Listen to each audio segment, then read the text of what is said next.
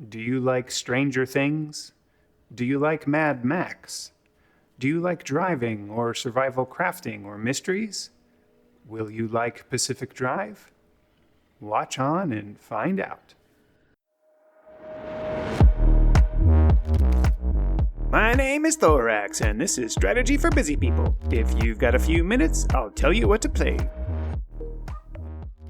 I've had my eye on Pacific Drive from Ironwood Studios for a while now. I really like survival crafting games, but I also like driving games, and this seemed like an interesting juxtaposition of the two. I put just over 7 hours into figuring out how it all worked. This game gives off some serious Stranger Things vibes. I don't really know why. That's definitely not bad, mind you, because I totally dig Stranger Things. This game takes place in 1998, but even with that, it still feels super 80s. Maybe it's the station wagon or the fact that the game's play area has been walled off for a long time. I'm not really sure. But the vibe is great. Fundamentally, you are stuck in some weird place where there's all kinds of weird space-time instability and some really mysterious backstory. There are all kinds of weird anomalies. You are somehow bound to this station wagon or something, and you strike out from your auto repair shop base to explore the surrounding areas and find clues to solving the mystery, or to escape the walled area, or both. Or maybe neither. Who knows? You are guided by what seems to be disembodied voices that are coming out of various radios.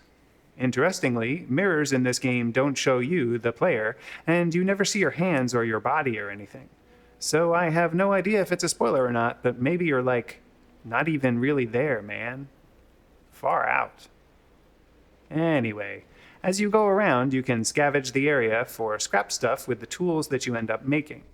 You bring all of the scrap stuff back to the auto shop by charging up your station wagon with some weird energy balls called anchors, and then driving through some gateway that looks like a giant pillar of fiery death. But don't worry, it's supposed to be that way.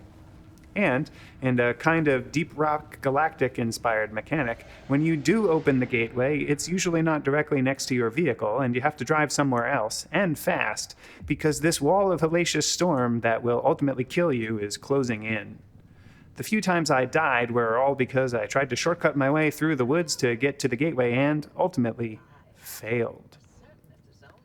As you collect these anchors, they allow you to spend their energy to unlock additional blueprints. These blueprints are for all kinds of different stuff.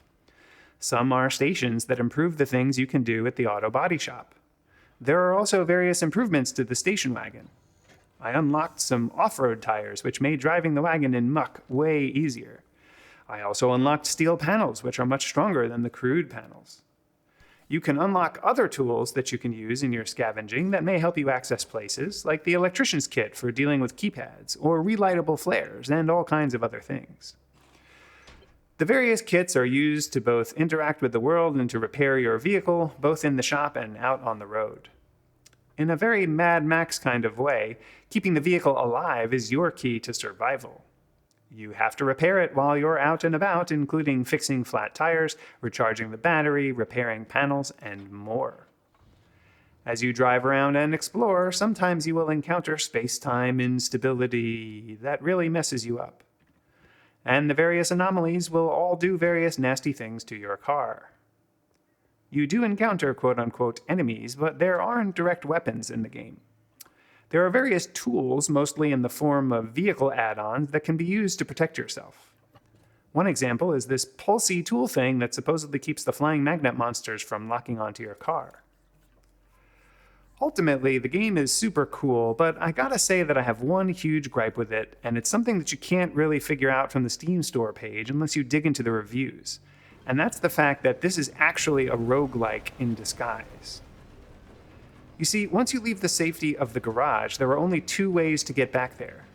One way is that you gather enough anchor energy to use a gateway to get home, which usually also corresponds to completing a mission. Or dying. And when you die, you lose everything that you had scavenged along the way. And to add insult to injury, usually dying also comes with the added bonus of your poor station wagon being royally and totally effed up. So you not only lose all the stuff you may have gathered along the way, but you have to spend precious resources to repair your vehicle. And then you also have lost however many literal hours of your life going on that mission because you have to do the entire whole thing over again.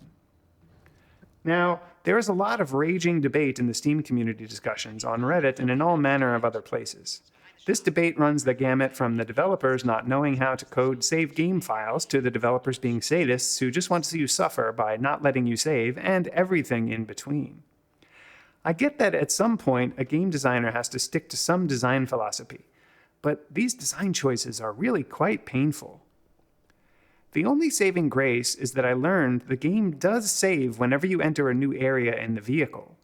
So if you wanted to scum save, which you're really not doing, you could just quit the game if it looks like you're dying, but not abandon the mission. This should supposedly let you restart whatever area you had just entered, but I haven't confirmed this myself. Before I give my final verdict, take a moment to like this video and subscribe to the channel.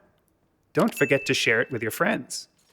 Agree with me, disagree with me, or want to see other content? Let me know in the comments below. Want to try this game yourself? Check out my humble affiliate link below. And if you want to support me in making more of these videos, become a patron on Patreon.